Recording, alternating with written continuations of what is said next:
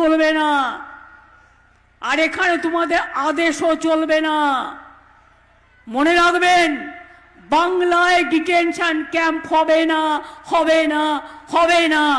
এতদিন যখন করিনি, যতদিন থাকবো করতে দেব না। তাই রোহিঙ্গা দেখাও, আর এসআইআর এর নাম করে মা বোনেদের অধিকার কাড়বে। তারপরে নির্বাচনে দিল্লির পুলিশ নিয়ে এসে মা বোনেদের ভয় দেখাবে। কি মা বোনেরা, নাম কাটলে বাড়িতে সব জিনিসপত্র আছে তো, যেগুলো দিয়ে রান্না করেন? আছে তো? প্রাণে শক্তি আছে? নাম কাটলে ধরবেন তো? ছেড়ে দেবেন না তো? মেয়েরা সামনে লড়াই করবে আর ছেলেরা পেছনে থাকবে। আমি দেখতে চাই মা বোনদের শক্তি বড় না বিজেপির শক্তি বড়। আমরা দেখতে চাই, বাংলা দেখতে চাই। একবার করলো নোটবন্দি, আর এখন করছে ভোটবন্দি। তার কারণ ভেবেছে ভোট দখল করে কোনো রকম যদি বাংলাটাকে জেতা যায়, তাহলে এখান থেকে সব মানুষকে তাড়িয়ে দিয়ে, যাতে বাংলা ভাষায় কেউ কথা বলতে না পারে এবং বাংলা বাংলায় না থাকে, স্বাধীনতা আন্দোলনের অস্তিত্ব না থাকে, নবজাগরণের অস্তিত্ব না থাকে, বাংলাটাকে শেষ করে দাও।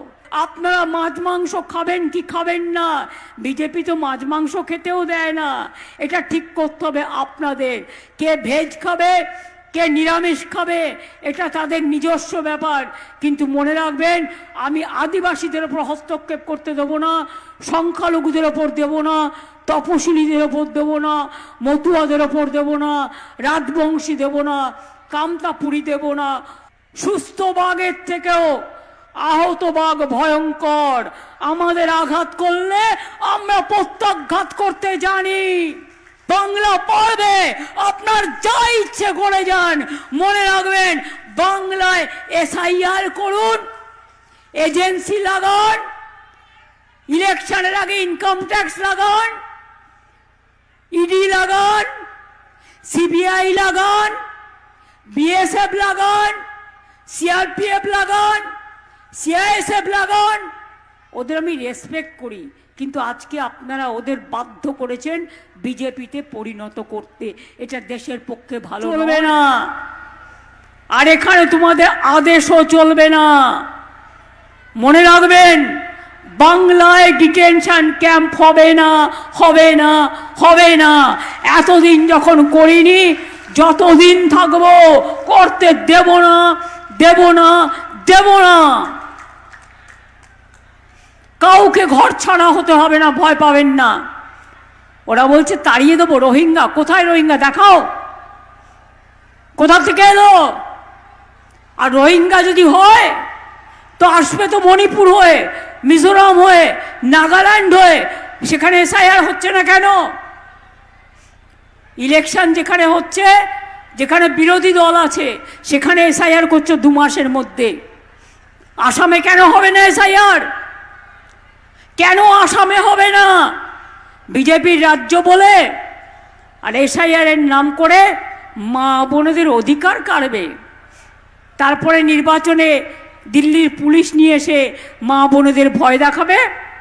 কি মা বোনেরা, নাম কাটলে বাড়িতে সব জিনিসপত্র আছে তো, যেগুলো দিয়ে রান্না করেন? আছে তো?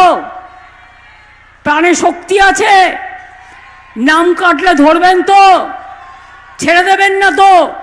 মেয়েরা সামনে লড়াই করবে আর ছেলেরা পেছনে থাকবে। আমি দেখতে চাই মা বোনদের শক্তি বড় না বিজেপির শক্তি বড়। আমরা দেখতে চাই, বাংলা দেখতে চাই।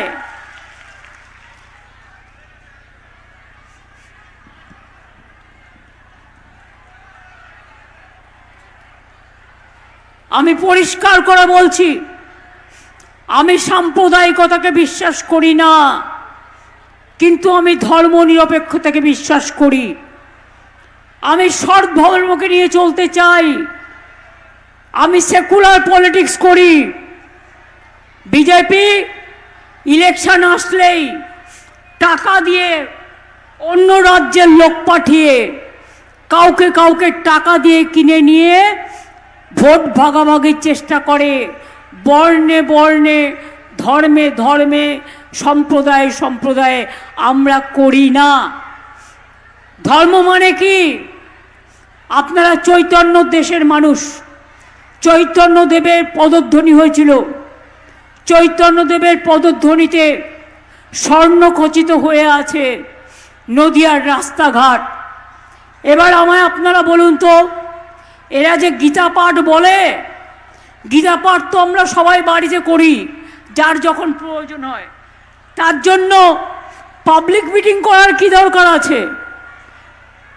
ঠাকুর দেবতা হৃদয়ে থাকে। যে আল্লাহর কাছে দোয়া মাঙে সে মনে মনে মাঙে। আর রমজানের সময় বা নামাজের সময় সবাই একসাথে যায়। যখন দুর্গা পুজো হয় সবাই একসাথে মিলেমিশে আমরা পুজো করি।